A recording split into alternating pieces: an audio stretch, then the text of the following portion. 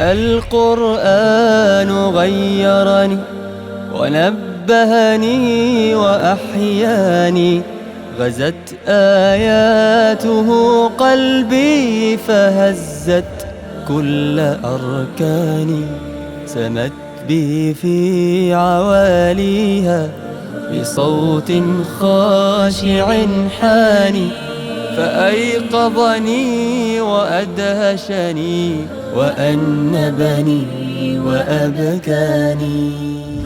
أعوذ بالله من الشيطان الرجيم. بسم الله الرحمن الرحيم. قل هذه سبيلي أدعو إلى الله على بصيرة أنا ومن اتبعني وسبحان الله وما أنا من المشركين. أعظم شيء ذي تأثير في الدعوة إلى الله قراءة القرآن. لا يوجد شيء أعظم منه في التأثير على الإنسان، لأنه خطاب رب العالمين لهذا المخلوق الذي خلقه. ومن القصص التي مرت بي أن كنا مرة في السويد راكبين باخرة من السويد إلى فنلندا، وكانت معنا كنا مجموعة، فجلسنا في صالة واتخذناها مصلى، والمغرب والعشاء والفجر في 3 ساعات. المغرب 11 ساعة، ساعة 11 بالليل، والعشاء ساعة 12 بالليل، والفجر 1:30 هكذا، فنقضيها في جلسة واحدة. ونحن في هذه الحالة ما بين الصلاتين أظن المغرب والعشاء مر بنا فتية شباب وشابات، ولحب الاستطلاع لما رأوا من صلاة توقفوا، ثم مشى كلهم إلا واحد، وقف ثم أتى فوصل إلى المصلى عندنا وجلس بكل أدب وسألنا سؤالا وجيها: ماذا كنتم تفعلون؟ فقلنا: كنا نعبد الله. فهز رأسه وقال: ولكن قومي نسوا الله عز وجل، أنتم أحسن منا. وجلس الشاب متأثرا، عرضنا عليه الإسلام ودعوناه للدين، فكان فيه علامات القبول. فمن الأمور العجيبة أن واحد من الشباب لما رأى هذا الشاب وكان يحمل السماعات، هذا اللي يسمعون به الأغاني، قال له: إيش رأيك نسمعك أغنية أحسن من التي عندك؟ قال: طيب.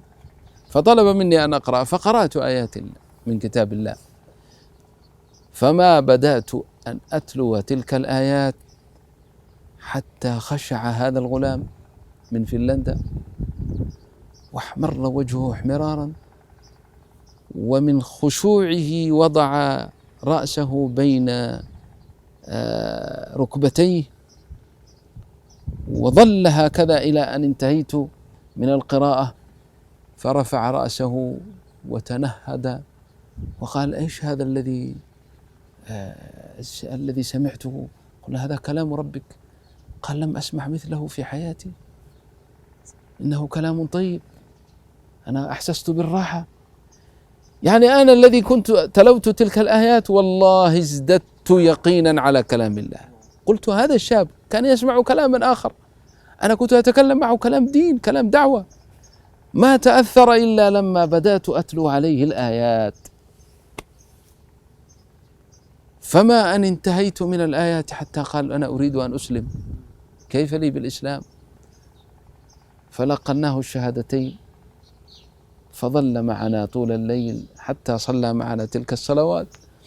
والعجيب أن الشباب والشابات اللي معه، وهي أصلا باخرات سياحية، يعني شباب يركبون ويفجرون ويزنون ويشربون لأجل هذا الغرض أصلا. هم لا يرتحلون لسفر، وإنما يركبون 12 ساعة بالليل حتى يسكروا وكذا ويرجعوا. زملاؤه وأصدقائه وصديقاته كل شوية يأتون يقول لهم روحوا عني روحوا عني امشوا عني. وظل معنا حتى رست السفينة في السويد، فقال إلى أين تتركوني؟ أين تذهبون؟ قلنا نحن نذهب إلى مسجد. قال أنا معكم، ومضى معنا إلى المسجد وترك قومه وجماعته. فالعجيب أني إلى الآن أتذكر هذا كلام زمان، ربما مضى عليه أكثر من 10 سنوات، ولكن ما زلت أتذكر كيف تأثر هذا الغلام الذي لا يفقه شيئا من هذه اللغة لما سمع كلام الله عز وجل.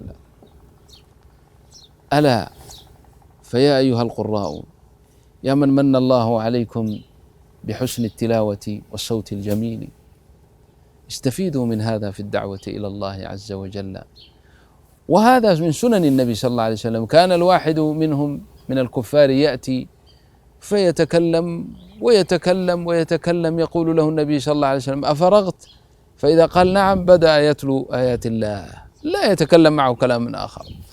الله يوفقنا وإياكم لما يحبه ويرضى، وجزاكم الله خيرا، والسلام عليكم ورحمة الله وبركاته. القرآن غيرني ونبهني وأحياني، غزت آياته قلبي فهزت كل أركاني، سمت بي في عواليها بصوت خاشع حاني، فأيقظني وأدهشني وأنبني وأبكاني.